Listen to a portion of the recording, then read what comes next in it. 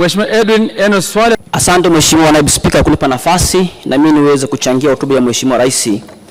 Mheshimiwa Naibu Spika, awali ya yote na mimi nitumie nafasi hii kumshukuru sana Mwenyezi Mungu kwa kunipa uhai na kibali cha kuwa mbunge wa bunge lako la 13. Lakini la pili, nitumie nafasi hii pia kumshukuru sana Mheshimiwa Rais Dr. Samia Suluhu Hassan na mwenyekiti wa chama changu, Chama cha Mapinduzi, kwa kuridhia jina langu kuwa mgombea na hatimaye kuwa mbunge wa bunge hili la 13. Ahadi yangu kwa Chama cha Mapinduzi ni kuendelea kuwa mtii na kuheshimu misingi ya chama changu cha Mapinduzi.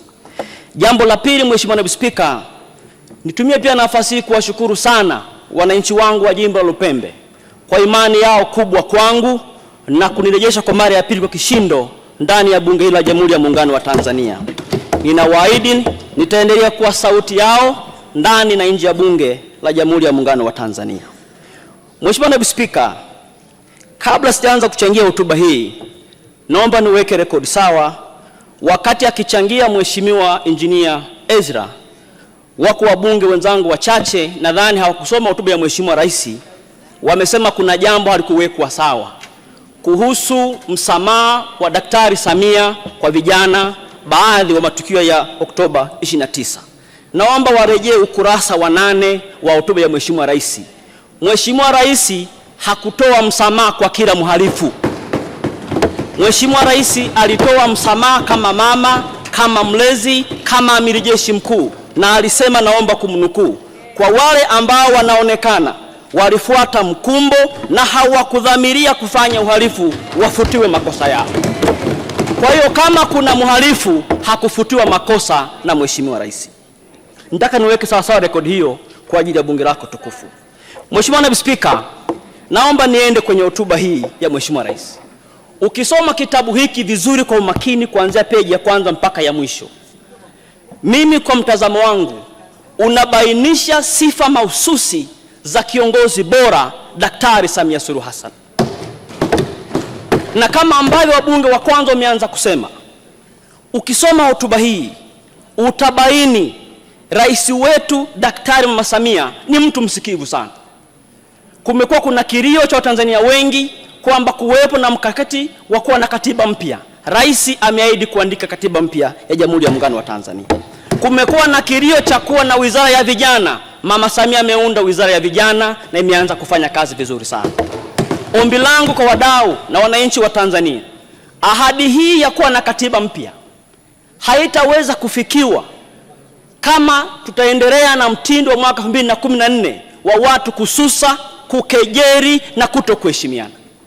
Ili kufikia lengo hili, ni lazima tujenge umoja wa taifa letu, tuwe na msingi, tuheshimiane ili tuweze kuandika katiba ambayo Mheshimiwa Rais ameahidi kwenda kuiandika. Jambo la pili, Mheshimiwa Naibu Spika, ukisoma hotuba hii utabaini kwamba rais wetu ana sifa ya kuahidi na kutenda. Kila alichoahidi kwenye bunge ameanza kutekeleza. Yamesemwa na wabunge wenzangu hapa. Aliahidi kwenda kutoa ajira kwa Watanzania. Ajira zaidi ya 12,000 zimetangazwa, na juzi wabunge mmeshuhudia kwenye halmashauri zetu tumepokea watumishi wapya. Mimi kwangu zaidi ya wafanyakazi 83 wameripoti Njombe DC. Mama Samia, asante sana. Jambo la tatu, Mheshimiwa Naibu Spika, rais wetu ni mvumilivu sana. Tunaye rais ambaye yuko tayari kusikiliza kila maoni.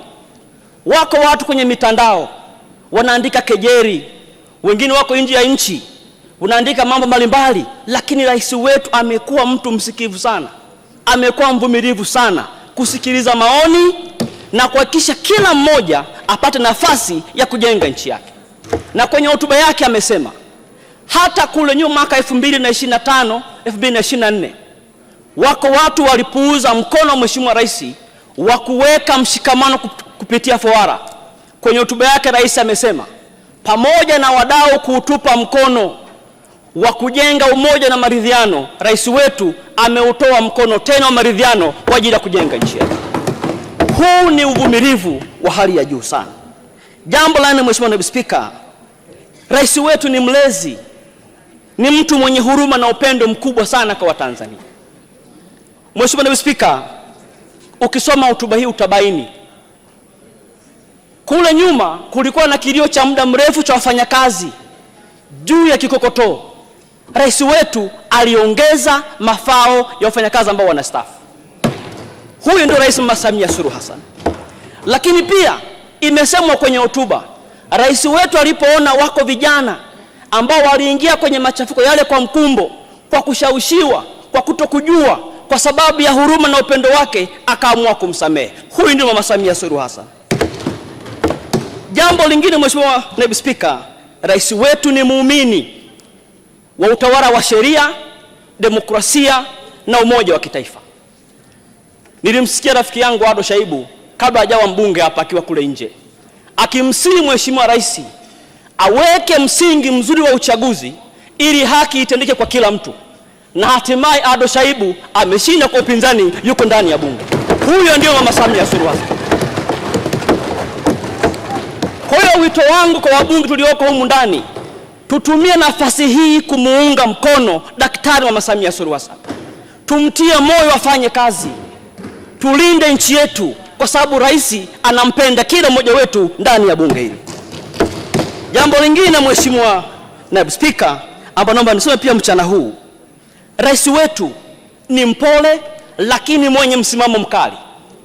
Kwenye hotuba aliyoitoa hapa alisema bayana kwamba linapokuja swala la kulinda maslahi ya taifa hakuna mbadala, na alisema wazi kwamba ni lazima tulinde utu, uhuru na misingi ya nchi yetu. Huyo ndio Daktari Mama Samia Suluhu Hassan. Jambo lingine, Mheshimiwa Naibu Spika, ukisoma hotuba hii utabaini rais wetu anatambua mchango wa kila jinsia kuchangia uchumi wa nchi yetu, na ndio maana utaona ndani ya bunge lako, Mheshimiwa Naibu Spika, idadi ya wabunge wanawake wameongezeka. Hii ni kwamba Daktari Samia Suluhu Hassan anathamini mchango wa kila jinsia katika ujenzi wa nchi yetu.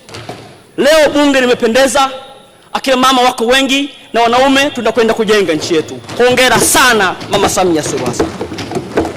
Jambo la mwisho kwa mchana huu, Mheshimiwa Naibu Spika, naomba nitoe wito. Ziko siasa zinaendelea kwenye ukanda, geopolitics, na kuna watu ambao ni Watanzania wako nje ya nchi wanaendesha siasa huko. Rais wetu ameshaweka msimamo kwamba linapokuja swala la maslahi ya taifa, sisi kama Watanzania tusiwe na mbadala. Tutajenga msingi wa mahusiano, tutajenga msingi wa kushirikiana, lakini kamwe kwenye maslahi ya taifa tusiyumbe wala kurudi nyuma. Baada ya mchango huo, Mheshimiwa Naibu Spika, nitumie nafasi tena kuwashukuru sana wananchi wangu wa jimbo la Lupembe. Waendelee kuniunga mkono, waendelee kuniombea, na kipekee tarehe 29 walimpa kura za heshima kumlipa wema Daktari Mama Samia Suluhu Hassan kwa miradi ya maji aliyopeleka, kwa miradi ya umeme aliyopeleka, barabara alizopeleka. Daktari Samia alistahili kushinda 98% jimbo la Lupembe. Baada ya mchango huo, asante na Mungu